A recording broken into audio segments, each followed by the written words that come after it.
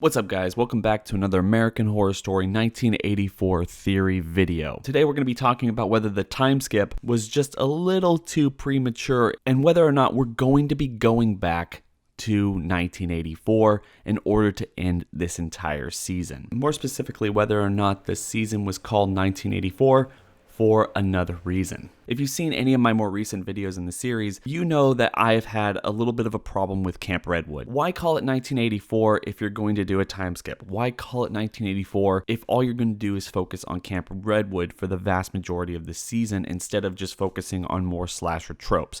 Well, I think it might be possible now, as a lot of people have been pointing out in the comment section. I'm just going to go over a couple things that a lot of people might have missed or haven't really put together and focus on one of the more popular fan theories that's been going around and trying to explain how that might be possible. So with next week's episode entitled Lady in White, it does feature Dylan McDermott. I'm not entirely sure this would work, and even though a lot of people have said this in the comment section, I'm not entirely sure this would work, because in order for Dylan McDermott to play Johnny Morgan, his character from American Horror Story Asylum, he would need to be playing a much younger version. At this point, he's a decade older, trying to play a 30-year-old younger version of himself. Whether they're going to make that work, if they care, whatever. The whole point here is, even though I missed it, there was a brief mention of Briarcliff, the Asylum from the second season, in the 100th episode of the show. Plus, a lot of people right now in the community are speculating that Sister Mary Eunice is going to be the woman in white in the next episode because an IMDb post that was later deleted showed that her stunt double was going to be in this episode. Maybe they're hiding that from us, maybe they aren't. And that really does start to bring us back to American Horror Story Asylum, right? With all of the possibilities of characters, returning situations, hints and nods to that season, is it possible that this season is going to start connecting to the second season of the show in a much more narrow sense than in just a broad situation like it did in the 100th episode? And what does that mean for this season and how it plays out? Well, one of the biggest fan theories that was going around ever since it was announced that this season was going to be called in 1984 was that it was going to interpret or readapt the classic Orwellian book 1984, and that it would be focusing on a government conspiracy or something related to that in which these people are being watched or controlled in some way, and was going to really do a shake-up American Horror Story style with that classic novel. And now looking at it in a much more broad sense, with all of these connections and mentions of everything that happened in the second season of the show, is it possible that Camp Redwood, outside of just being a portal to hell or people being stuck there after they die or whatever really the logic of this is it possible that it's just a breeding ground or some kind of a zoo-like situation for the aliens from the second season? What if they're the ones bringing everyone back and observing everything that's going on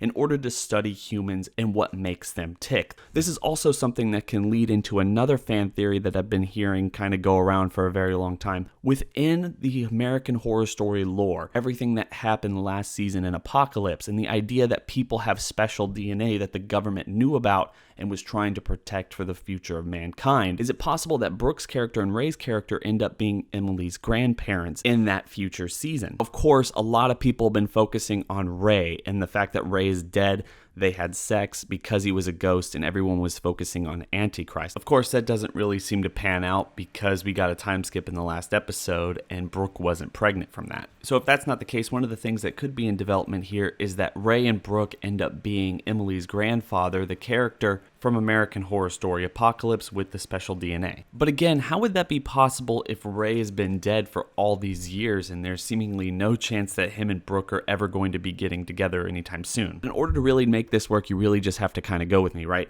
We know that Ray is dead. We know that Mr. Jingles killed Ray. We know that Ray was set up at the beginning of the season to be one of the worst characters, but now seems to be the moral figure in spite of everyone that was introduced and now is on a murderous rampage. Whether or not they were killed at Camp Redwood or not, everybody besides him seems to be a really terrible character, maybe outside of Brooke. So is it just possible that if the aliens are monitoring Camp Redwood, they're killing off people, they're allowing their spirits to stay in this place and do whatever they want over the course of decades, that they're looking for someone to pardon.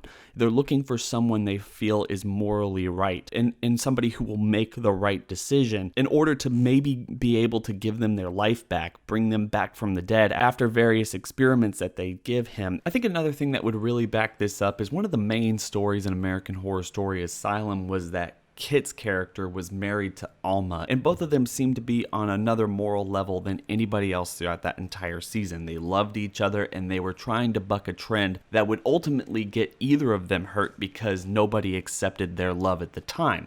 The aliens didn't really seem to care, and they even took Alma and made her pregnant. That really started this entire fan theory. And with everything that happened in last week's episode, with everyone coming back to Camp Redwood, Mr. Jingles specifically, that Ray is going to find it in his heart to forgive Mr. Jingles.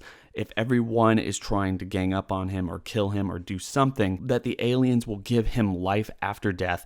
Him and Brooke will get together, because those two are the only people who are going to survive this ordeal, or at least going to be the best people in this ordeal. Both of them at this point get abducted, they get experimented on, they come back, and they have a child who ends up being Emily. Now, that's crazy. I know that that's crazy, but would you put it past American Horror Story to do something like this? Especially if you go back to the interviews with Ryan Murphy during the course of the second season and seeing his interpretation of the aliens in this universe as somewhat godlike creatures who are capable of doing anything, and how that relates to religion and everything that we've seen thus far. To me, it would be really interesting, and I've argued this in the past, that if the aliens are these godlike creatures in American Horror Story, they're the ones that ended up creating the humans, and that creation and experiments were ultimately responsible for everything that we've seen thus far with the ghosts, demons, vampires, everything else, that ultimately they realized that it was a mistake, or that the humans didn't really pan out the way they wanted to. So one of the reasons they're doing all of these experiments is they're trying to find people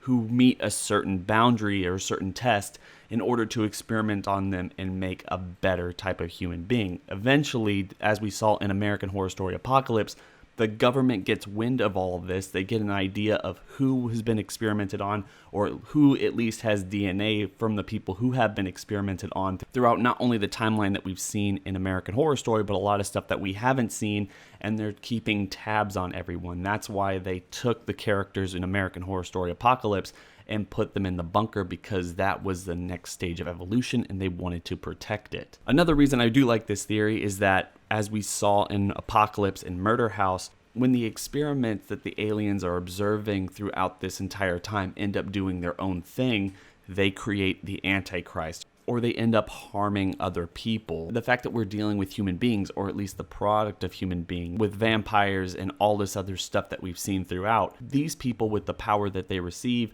end up acting out in even worse ways than the aliens thought possible. And they're the ones who create the Antichrist, or just in general hurting each other, as we've seen throughout the entire series. And a possible explanation of that, with all of the intertwining roads between 1984 and Asylum, really building up the idea that the reason this was called 1984 instead of summer camp or any other slasher genre trope is that they're trying to make it very clear by the end of this that the aliens were watching and they're responsible through all of these various locations throughout California.